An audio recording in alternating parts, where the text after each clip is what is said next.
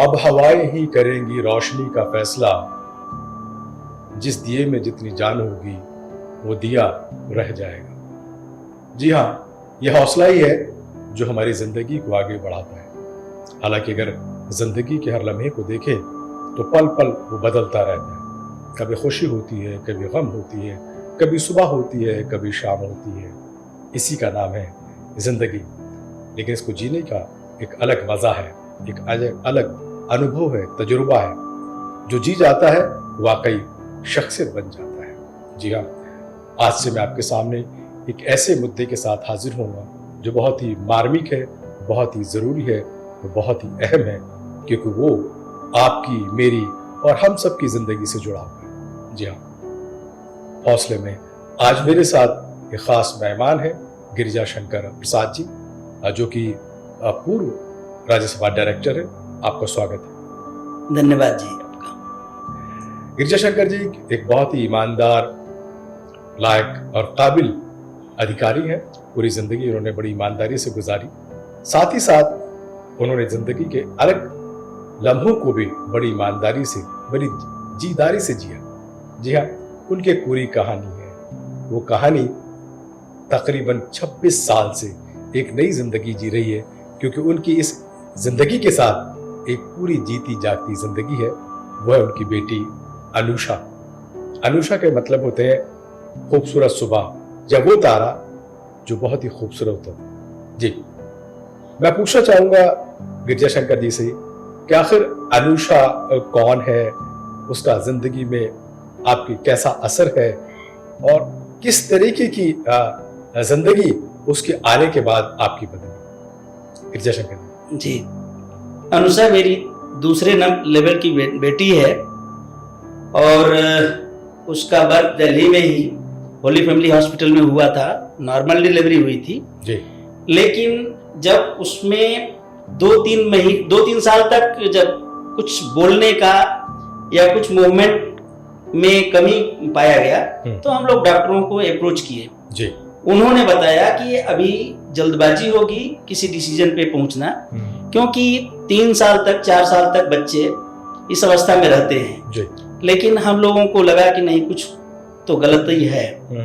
तो फाइनली हम विमहांस हॉस्पिटल गए और वहां डायग्नोस हुआ कि इसे डिलेड माइलस्टोन है, जिसमें बच्चा देर से उठता है, देर से बोलता है, देर से चलता है और देर से समझता है। नॉर्मल बच्चा तो नहीं कहा जा सकता। और इसी सिलसिले में हम लोगों ने उसके हर जिंदगी के हर पहलुओं पर ख्याल रख करके आगे बढ़े। यानी मैं यूं कहूं कि दूसरे शब्दों में कि अनुषा जो है वो एक स्पेशल चाइल्ड है। जी, वो एक स्पेशल चाइल्ड है और स्पेशल स्कूल में ही हमने उसको डाल करके पढ़ाया जी। उन्हीं के डॉक्टर्स के हिसाब से हमने उसके तमाम तरह के इन्वेस्टिगेशंस वगैरह कराए जी। अपोलो हॉस्पिटल से लेकर के Max hospital, Holy Family hospital और All India Institute of Medical Sciences, VIMHANS, हर जगह हमने उसका इलाज कराया। और अपोलो में हमको एडवाइस किया गया था कि नहीं, इसका मेडिकेशन भी साथ साथ चलेगा और कुछ काउंसलिंग होगा और उसके साथ साथ में उसका कुछ प्रोग्रेस आपको करते रहना होगा। जी जी। लेकिन जब एक नई सुबह अनुषा के नाम पर आपके सामने आई और जब आपको पता लगा कि जो आपकी बच्ची है वो स्पेशल चाइल्ड है, तो क्या लगा कि इस नई सुबह, इस नई किरण के साथ क्या वो जो खुशियां, जो उमंगे होती हैं एक नए बच्चे के, एक नए मेहमान के घर में आने की, उन पर भी कुछ असर पड़ा?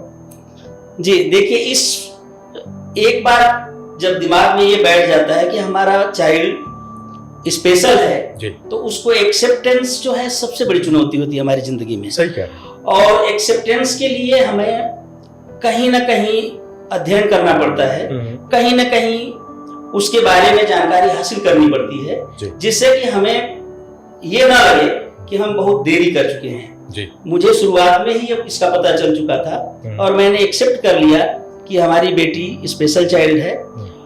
जबकि बहुत सारे लोगों ने कहा, कई तरह की बातें किए कि नहीं ऐसा नहीं है, लेकिन मुझे लगा कि वो है, लिहाजा हम उसको स्पेशल स्कूल में स्पेशल लोगों के साथ जैसे जैसे लोगों ने एडवाइस दिया, शुरुआत के दौर में तो हम लोगों ने बहुत कुछ धार्मिक स्थलों पे भी जा करके उसकी दिखाने की कोशिश की है। कहने में तमाम तर कोशिशें की कि ताकि हमारी जो बच्ची है, जो अनुषा है, वो बिल्कुल नॉर्मल चाइल्ड की तरह बिहेवियर करना शुरू कर दे और उसका जो विकास है शारीरिक मानसिक, वो एक नॉर्मल बच्चे की तरह हो सके। जी, सबसे बड़ी चुनौती है वो एक लड़की है जी, और गर्ल चाइल्ड होने के नाते माँ के ऊपर जो है सबसे ज्यादा बोझ पड़ गया।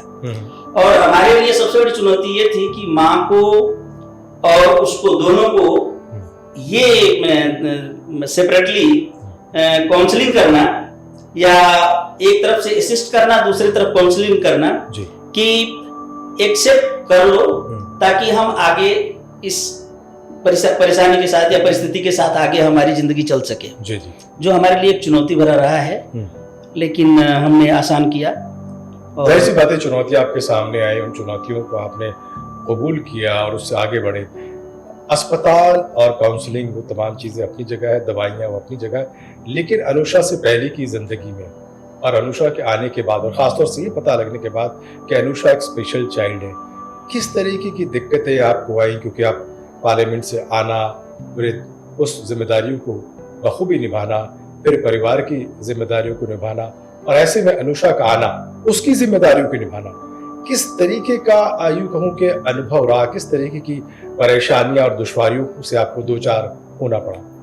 जी, पार्लियामेंट में काम करना एक असाधारण इसलिए हम कह सकते हैं क्योंकि वहां पे टाइम बाउंड मैनर में और एक रिस्क फैक्टर होता है हर चीज के लिए जी, और उस चुनौती को एक्सेप्ट करते हुए हमको एक्स्ट्रा एफर्ट्स करके, जब भी मैं ऑफिस में रहा तो 100% मैंने ऑफिस में रहा, जब भी मैं घर पे रहा तो 100% मैं घर पे रहा। और इन दोनों के बीच में संतुलन बनाए रखने के लिए मुझे बहुत एक्स्ट्रा मेहनत करनी पड़ी, इसमें दो राय नहीं है कि इसके चलते मुझे कुछ शारीरिक कठिनाइयों से गुजरना पड़ा, जिसमें कि मुझे 3 ऑपरेशंस कराने पड़े, जिसमें कि मेरे दोनों कैटरेक्ट ऑपरेशंस भी हुए। जहां तक बच्ची का सवाल है तो बच्ची 3 साल के बाद से और 17 साल की अवस्था तक शायद हम लोगों ने 2 घंटे भी हम पेरेंट्स पूरी रात सो नहीं पाए। क्या कह रहे हैं आप? 2 घंटे भी? 2 घंटे भी। कई बार ऐसे हुए दौर निकला है जिसमें कि हम रात में 5 मिनट तक बस ऐसे ही रहे। ऐसी ऐसी चुनौतियों का हम लोगों ने सामना किया, जिसको कि सेपरेटली हम डिस्कस करेंगे, लेकिन ये हम कह सकते हैं कि न तो हमारे लिए कोई त्योहार रहा, न तो कोई हमारे लिए कहीं आना जाना इंटरेक्शंस रहा, क्योंकि वो लड़की की सबसे बड़ी चुनौती ये है कि वो कोई पूरा सेंटेंस नहीं बोल सकती। जब बोल नहीं पाता है बच्चा तो वो जो उसकी फीलिंग्स है उसको एक्सप्रेस करने के लिए सिर्फ और सिर्फ गुस्से का और एंगर का सहारा लेता है, और जिसके चलते हम लोगों को समझना एक सबसे बड़ी चुनौती रही है। मैंने इस फील्ड में काफी मेहनत किया है, काफी जानने की कोशिश किया। वही मैं भी जानना चाहूंगा, मेरे दर्शक भी जानना चाहेंगे कि जब आपको पता लग गया कि आपकी बच्ची स्पेशल चाइल्ड है, तो किस तरीके के तरीके आपने अपने घर में अपनाए? किस तरीके का बिहेवियर चेंज आपके अपने घर में, आपके अपने व्यक्तित्व में, आपकी अपनी पत्नी और खासतौर से क्योंकि जो अनुषा के जो भाई बहन हैं उनको एक्सेप्ट करने पड़े? जी, मेरे परिवार में मेरी पत्नी के साथ में 3 बच्चे हैं जी। एक बड़ी लड़की है, उसके बाद अनुषा है, उसके बाद एक लड़का है। चूंकि मैं पढ़ा लिखा इंसान रहा हूँ, इसलिए पढ़ाई के महत्व को समझते हुए दोनों बच्चों को भी पढ़ाई का मौका दिया। एक बच्ची को गलगोटिया से BBA LLB कराने के बाद जो है कटक NLU से LLM करवाया, और अभी लड़का चंडीगढ़ यूनिवर्सिटी से इंजीनियरिंग कर रहा है कंप्यूटर साइंस में, और उम्मीद करते हैं कि वो कर लेगा जी। बिल्कुल। और इसके अलावा मेरे पास कोई ऑप्शन नहीं था, क्योंकि इससे अनुसार के चलते परिवार के साथ में रह करके उनका पढ़ाई संभव नहीं था। और दूसरी जो सबसे बड़ी चीज है कि उसकी माँ को जो है कई तरह की शारीरिक और मानसिक यातनाओं से गुजरना पड़ा, जिसके बारे में हम अलग से चर्चा करें तो बेहतर होगा। अच्छा, किस तरीके के आपने उपाय घर में किए? क्या कुछ ऐसे यूँ कहीं के जैसे फिजियोथेरेपिस्ट आते हैं या और तरीके की चीज़ें हैं, क्या उस तरीके की चीज़ों से अनुषा की जिंदगी में कुछ बदलाव, कुछ पॉजिटिव चेंजेस आए? सर जी ऐसा है कि डिसेबिलिटी के फील्ड में वैसे तो कहने के लिए मेडिकल साइंस है जिसमें न्यूरोलॉजिस्ट, साइकेट्रिस्ट, ऑर्थोपेडिक्स या ईएनटी इन सारे तरह के डॉक्टर्स से हमने संपर्क किया, लेकिन इन लोगों से कोई खास हेल्प नहीं मिला। जी वजह ये लोग कहते थे कि बच्चा शांत रहेगा तो आपके लिए एक राहत मिलेगी। अच्छा। इसके अलावा मुझे किसी भी तरह का हेल्प नहीं मिला। वो ये चाहते थे कि बच्चा सिर्फ शांत हो जाए, खामोश हो जाए, ताकि आपका जो रूटीन वर्क है वो आप करते रहे। कोई परमानेंट सॉल्यूशन उनके पास नहीं। सबसे बड़ी चुनौती ये थी कि गर्ल चाइल्ड होने के नाते इसमें इसके शरीर के अंदर कई तरह के हार्मोनल चेंज है, तो कोई भी डॉक्टर नए सिरे से किसी भी तरह का मेडिकेशन करने के लिए तैयार नहीं होता। और वो सिर्फ यही कहते थे कि बच्चा शांत रहेगा तो आपके लिए कोई दिक्कत नहीं आएगी, और इसके अलावा और कोई इनसे हेल्प नहीं मिला। जहां तक फिजियोथेरेपिस्ट की बात है, 2014 में हमारे सामने एक बहुत बड़ी चुनौती आई थी। कमर से नीचे का हिस्सा उसका धीरे धीरे हल्का होना शुरू हो गया था। अच्छा। जिसके चलते मुझे उसका प्लास्टरिंग भी कराना पड़ा था, नए तरह के जूते भी बनवाने पड़े थे और फिजियोथेरेपी कराना पड़ा। 1 साल तक कराने के बाद हमको काफी हेल्प मिला और करीब ये कह सकते हैं कि फिजियोथेरेपी फील्ड में बहुत हेल्प मिला। और इसके साथ साथ में हमने रेगुलर बेस पे स्कूल भेजा, पहले आस्था भेजा। अच्छा। उसके बाद उड़ान भेजा, उसके बाद मानस भेजा, उसके बाद ओखला सेंटर। अच्छा। जहां से उसको चूंकि कोरोना के चलते स्कूल बंद कर दिया गया था और ये एक एज को पार कर चुकी थी, तो इसको हमको घर पे रखना पड़ा। लेकिन आपने बड़ी हिम्मत का काम किया कि बच्चे को स्कूलिंग कराए, सब कुछ कराए, लेकिन इस दौरान भी क्योंकि अनुषा जो स्पेशल चाइल्ड थी, कुछ दिक्कतों का सामने आया स्कूल में, स्कूल से बाहर। जी, स्कूल में छोड़ना और स्कूल से लेके आना ये सबसे बड़ी चुनौती थी उसके लिए। जी। कई बार ऐसा हुआ है कि अपना बैग गाड़ी में से फेंक देती थी। कई बार यदि मैं नहीं हूँ तो वाइफ को कई तरह की फिजिकल यातनाओं से गुजरना पड़ा। उसकी चूड़ियों को तोड़ देना, उसके बाल को पकड़ के खींच देना, या और भी तरह के दिक्कतों का पैदा करना। जी। साथ साथ में इसमें दो राय नहीं है कि ओखला सेंटर और उड़ान में अच्छा उसको हेल्प मिला। खासतौर से उन्होंने डायग्नोस किया और कहा कि इसको हम हेल्प करेंगे, और हेल्प उन्होंने किया भी जी। लेकिन उसकी अपनी लिमिटेशंस थी। और इसमें एक चीज मैं कहूंगा कि इस तरह के बच्चे को कहीं भी किसी भी तरह का हेल्प उतना नहीं मिल सकता जितना कि हम उम्मीद करते हैं। अच्छा। वजह, बच्चा 6-7 घंटे के लिए या तो डॉक्टर के पास 5 मिनट के लिए या आधा घंटा के लिए रहेगा, स्कूल में 4 या 5 घंटे के लिए रहेगा, बाकी समय में पेरेंट्स के पास रहता है। पेरेंट्स एक ऐसा जरिया है जिसके चलते उसको हर तरह के रास्तों से गुजरना पड़ता है और चुनौतियां बहुत ज्यादा हैं, इसमें दो राय नहीं है। अच्छा, अब आप तो क्योंकि उस पूरे के पूरे माहौल से गुजर रहे हैं, हर रोज सुबह शाम आपकी उसके साथ होती है, लेकिन ऐसा ही कोई बच्चा किसी दूसरे अभिभावक या पेरेंट्स के पास हो तो पहली बात तो उनको पहचान कैसे हो कि उनका बच्चा स्पेशल चाइल्ड है, और पहचान हो जाए तो किस तरीके की शुरुआती प्रिकॉशन या मदद वो लें, ये और कहाँ से लें? जी, पहली बात है कि आजकल मैक्सिमम बच्चे हॉस्पिटल में ही पैदा होते हैं जी।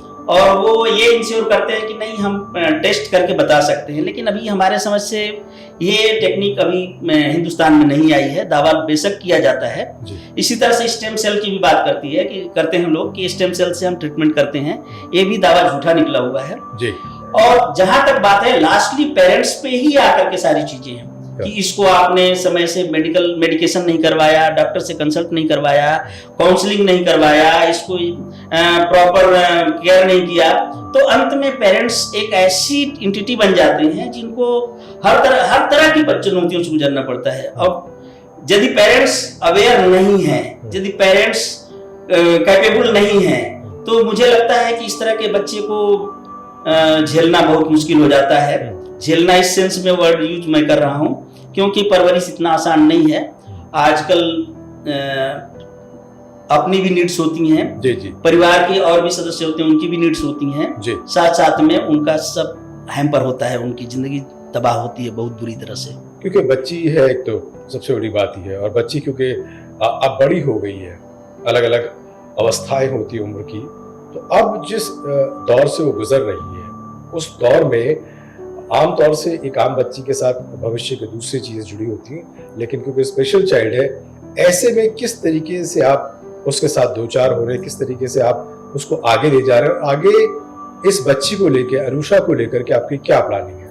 देखिए, अभी लगभग 6 महीने से मैं परमानेंटली घर पे रहता हूँ वाइफ के साथ में, और हमने रियलाइज किया कि अनुषा के चलते मेरी वाइफ को कितना चीज़ों से गुजरना पड़ा है।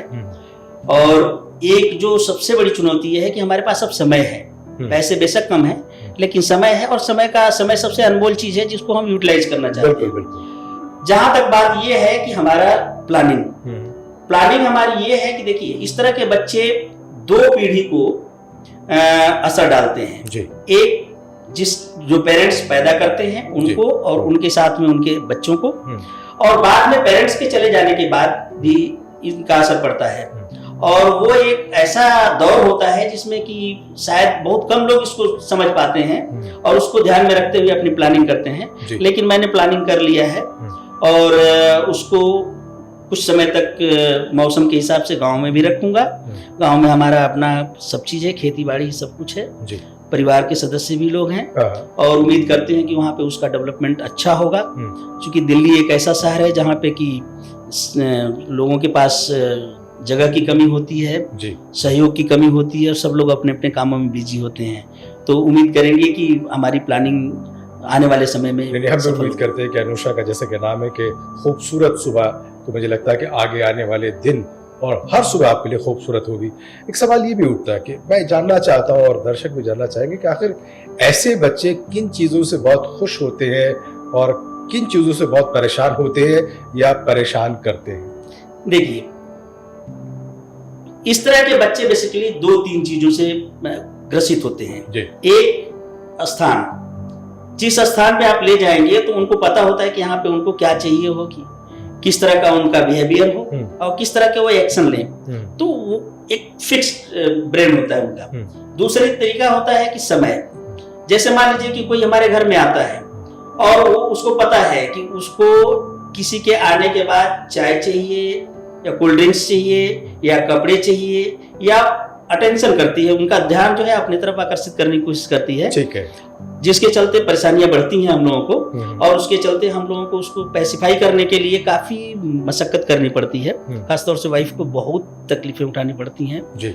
और उम्मीद करते हैं कि इस पर सेपरेट एक चर्चा करेंगे तो बेहतर होगा। लेकिन क्या आप परिवार से जुड़े हैं और आप ऐसे पेशे से जुड़े हैं, जाहिर सी बात है आपका एक बहुत बड़ा सर्कल होगा। आम जिंदगी में लोग शादी ब्याहों में तमाम जगहों पर आते जाते हैं, ऐसे में अनुषा को लेकर के आप किस तरीके से ट्रीट करते हैं? अपने साथ लेके जाते हैं, छोड़ के जाते हैं, या कभी कोई ऐसी बात हुई हो कि आप लेके गए हो और कुछ मिस हैपनिंग हो गई हो? जी, मेरा घर मेरे ससुराल के पास में है जी, और जब उसकी नानी जिंदा थी तो मुझे बहुत हेल्प मिलता था।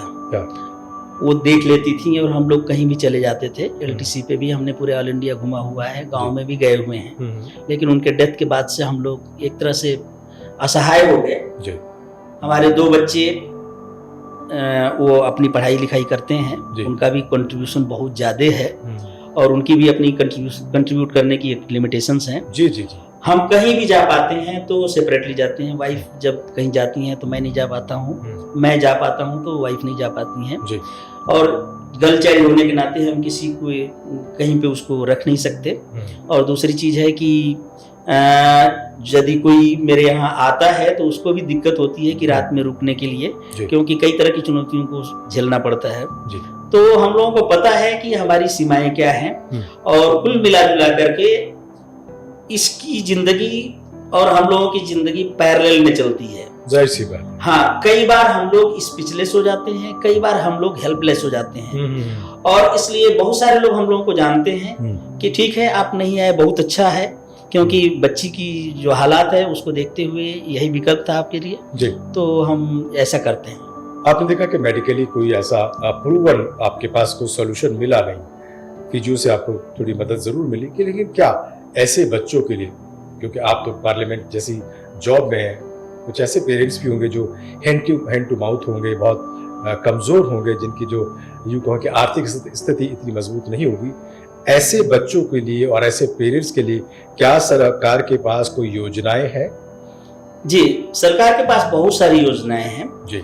इसमें अवेयरनेस की कमी है, मैंने देखा। मैं खुद जो है पार्लियामेंट में रहते हुए क्वेश्चंस भी देखा, क्वेश्चन ब्रांच में काम करते हुए क्वेश्चंस बहुत सारे आते थे जी। हमने देखा, रिप्लाईज भी आती थी, लेकिन ये कहाँ तक पहुंच पाती है। यहाँ तक कि कमेटी में भी हम रहे हैं और विजिट भी किए हैं, कई जगहों पे परेशानियां आती हैं, कई पेरेंट्स मिले।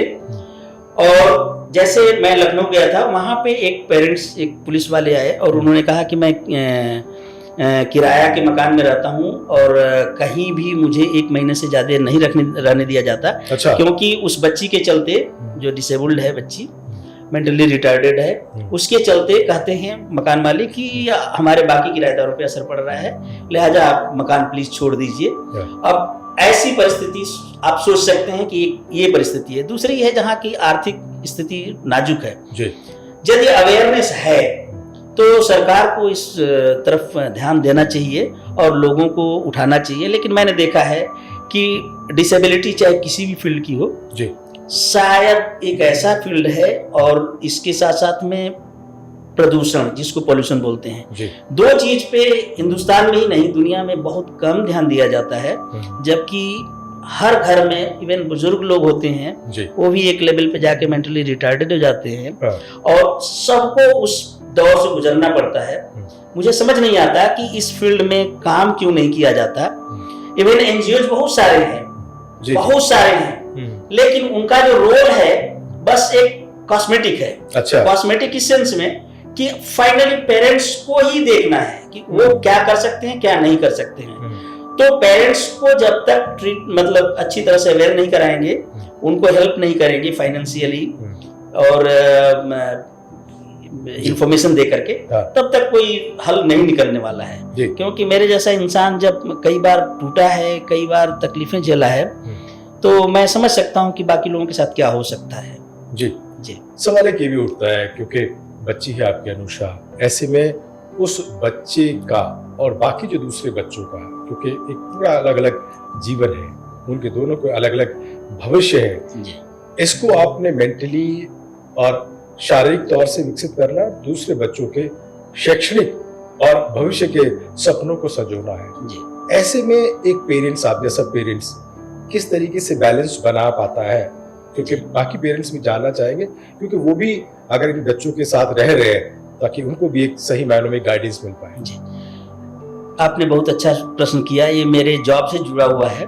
मैं पार्लियामेंट में वर्कलोड असेसमेंट करता था, इसलिए असेसमेंट एक ऐसा शब्द है जो किसी भी समस्या को असेस करके हम सॉल्यूशन पे जा सकते हैं। पहले मेरे अंदर 80% प्रॉब्लम होता था, घर कर जाता था, और 20% सॉल्यूशन पे था। जब से मैंने वहां पे वर्कलोड असेसमेंट किया या वहां की समस्याओं को समझ करके और सॉल्यूशन देना शुरू किया, तब से मैं इसको रिवर्स कर दिया। 20% प्रॉब्लम होने लगी और 80% सॉल्यूशंस। ये फार्मूला मैंने अपनाया और अपनी समस्या को आसान कर लिया। मैं ऑफिस रहा हो या घर रहा हो, मेरा एक सबसे बड़ी जिम्मेदारी ये होती है कि किसी भी काम को आसान कर देना, कितना भी मुश्किल से मुश्किल हो। जैसे कहा जाता है कि वर्क को एक्टिविटीज में ब्रेक कर देंगे तो वो छोटे छोटे टुकड़े में हो जाएगा और वो काफी हद तक स्टेप बाय स्टेप आप उसको रिजॉल्व कर सकते हैं। तो मैं कई लेवल पे जो है मतलब एकेडमिकली भी मतलब इस दिशा में काम किया है और साइकोलॉजी की तरफ भी मेरा अच्छा एक ये रहा है। जो आपका कहना है कि पेरेंट्स को पॉजिटिव सेंस के साथ रहना चाहिए जी, और इसको चुनौती को स्वीकारना चाहिए, उससे इरिटेशन नहीं करना, उससे घबराना नहीं है, उससे भागना नहीं है, उससे बचना नहीं है, क्योंकि ये आपकी जिंदगी का एक अहम हिस्सा है। सवाल ये भी उठता है, ऐसे बच्चे, क्योंकि आपकी बच्ची, मैं भी आऊंगा उस पर भी, कि किस तरीके का उसका फिजिकल ग्रोथ है, क्या हर एक बच्चे या बच्ची को बाद में जीवन साथी चाहिए होता है, जिंदगी को आगे बढ़ाने के लिए चीजें चाहिए होती है, क्योंकि कोई भी व्यक्ति जो आया इस धरती पर वो हमेशा के लिए, सदैव के लिए नहीं आया। ऐसे में उस बच्ची का उस तरीके का जो मैं ये कहूँ कि रिश्ता या विकास या जीवनचर्या कैसे सिक्योर हो, कैसे बने? हालांकि आपने कहा गांव में छोड़ देंगे, लेकिन क्या वो इतना सुरक्षित है? जी, जब भी मैं अनुषा को लेकर के स्कूल में एडमिशन के लिए गया तो पहला प्रश्न यही किया जाता था कि आप हमसे क्या उम्मीद करते हैं, जी जी, या आपकी क्या योजना है बच्चे के प्रति। हम कहें कि हमारी योजना और उम्मीद एक ही है कि ये अपना ख्याल खुद रख सके, प्राइमरी चीज। सेकेंडरी चीज क्या है कि इसको अच्छे और बुरे का ख्याल हो, जो एक गर्ल चाइल्ड के नाते इसको जानकारी होनी चाहिए। थर्ड चीज, ये अपना किसी भी चीज को ध्यान में रखते हुए ये डिसीजन ले सके कि क्या सही है क्या गलत है। इसके अलावा हम न तो इससे जॉब की कोई उम्मीद कर सकते हैं, न तो कोई मैरिज करने की बात सोच सकते हैं, न तो किसी के ऊपर हम इसको कहीं पे डिपेंडेंट करा सकते हैं, क्योंकि ये एक ऐसी चीजें हैं जिसमें कि हमको या किसी को भी, इवन बच्ची को भी काफी हद तक प्रभावित करेगा और शायद हमारा समाज इसको एक्सेप्ट नहीं करेगा, जिसमें कि हम इस तरह के बच्चे का शादी कर दें या कहीं पे जबरदस्ती भेज करके स्कूलिंग करा लें, क्योंकि वो सब एक्सीडेंटल कहा जा सकता है। अच्छा, आपकी बच्ची जब पैदा हुई थी उसके बाद से लेकर अब तक मैं कहूँ कि उसका जो विकास है, शारीरिक विकास, मानसिक विकास, या जो रोजमर्रा की जो चीजें या जो काम करते हैं आमतौर पर बच्चे या हम लोग करते हैं, क्या वो तमाम चीजें कर पाती है, नहीं कर पाती है, या अभी भी पूरी तरीके से आप पे डिपेंडेंट है? और आपके काम के और आपकी काउंसलिंग के कितने सकारात्मक असर उसके जीवन शैली पर पड़े हैं? जी, देखिए, पहली बात है कि मेरा सिर्फ थियोरेटिकल एफर्ट्स नहीं होता है, प्रैक्टिकल भी एफर्ट्स होता है जी।